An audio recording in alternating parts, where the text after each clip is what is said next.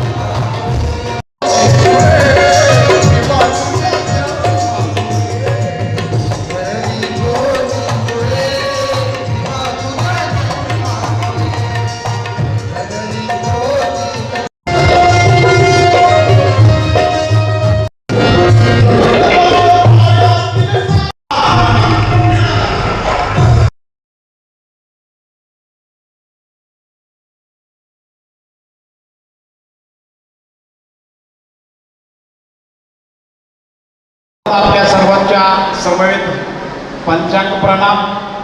त्याचबरोबरीनं सर्वच महापुरुषांना पंचांग प्रणाम. आजचा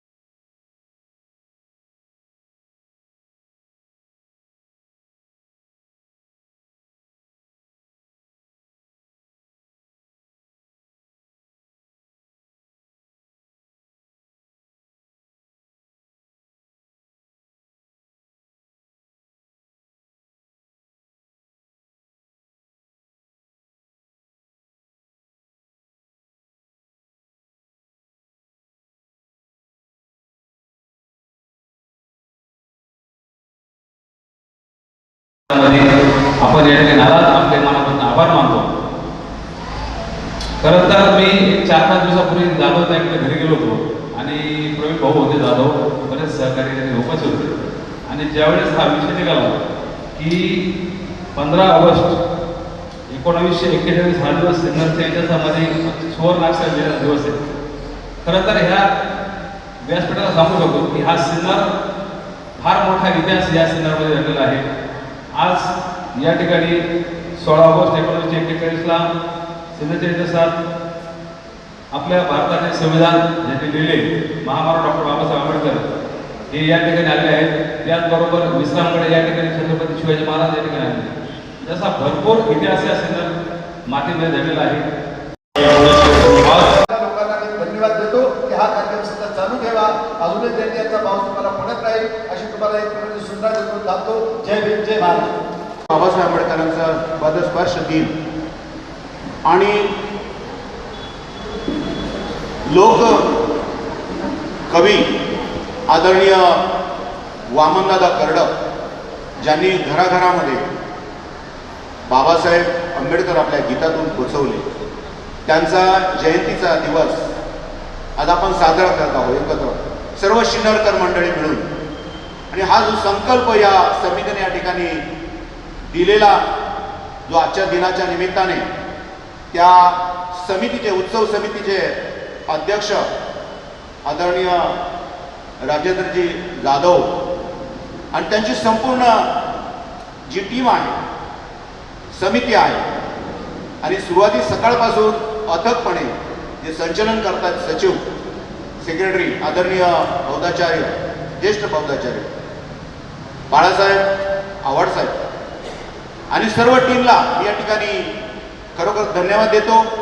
आपण सर्व उपस्थित आमचे मार्गदर्शक सर्वांना, उपासक उपासिका सर्वांना मी सविनय जयभीम करतो.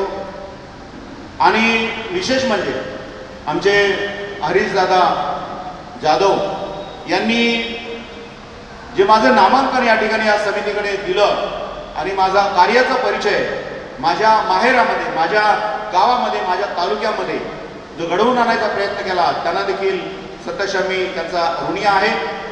कारण मुंबई हे कार्यक्षेत्र असल्यामुळे साहित्यामधून, त्याचप्रमाणे काव्यामधून, त्याचप्रमाणे पत्रकारितेमधून आंबेडकरी चळवळ चालवण्याचा वसा हा आम्ही काही मंडळींनी हातामध्ये घेतला. आणि मोठ्या प्रमाणामध्ये साप्ताहिकाची चळवळ आम्ही गेल्या 1987-88 पासून सुरू केली. आणि साप्ताहिक पाक्षिक अशा अनेक लोकांना मी उभं केलं, पत्रकारितेमधून आणलं. पत्रकारिता केवळ पोटार्थी न ठेवता आंबेडकरी चळवळीसाठी ज्याप्रमाणे गाण्यातून बाबासाहेब आंबेडकर घराघरामध्ये पोहोचवण्याचं काम आपल्या वामनदादांनी केलं, तसं आम्ही पत्रकारितेच्या माध्यमातून जो जो सामान्य छोटा कार्यकर्ता आहे त्या कार्यकर्त्याचं काम त्या वृत्तपत्रामध्ये, मोफतमध्ये त्या वृत्तपत्रामध्ये छापण्याचं काम आम्ही केलं आणि घराघरापर्यंत पोहोचवायचं काम केलं. चळवळ ज्याला जे येतं ज्याला कुस्ती येत असेल, ज्याला आट्यापाट्या येत असेल, ज्याला लिहिता येत असेल, ज्याला वाणी असेल, आमचे धम्म बंधू या ठिकाणी आहेत. धम्म कार्यामधून बाबासाहेब सांगता आले पाहिजे, बाबासाहेब पेरता आले पाहिजे आणि ते उगवले पाहिजे. या 70 वर्षाच्या वयाच्या कालावधीमध्ये 10 बहुजनांमधले इतर ओबीसी असतील, आगरी समाजाचे असतील काही मंडळी, आम्ही पूर्णपणे बुद्धिस्ट फिलॉसॉफी, पूर्ण आंबेडकरी विचाराची माणसं आम्ही घडवलेली आहे. मी जास्त नाही पण 10 लोकांना मी घडवलेलं आहे. ही आंबेडकरी चळवळ त्याच्या घरापर्यंत पोहोचवायचा प्रयत्न केला. त्या ठिकाणी अजून नाव त्यांचा उल्लेख झालेला नाहीये.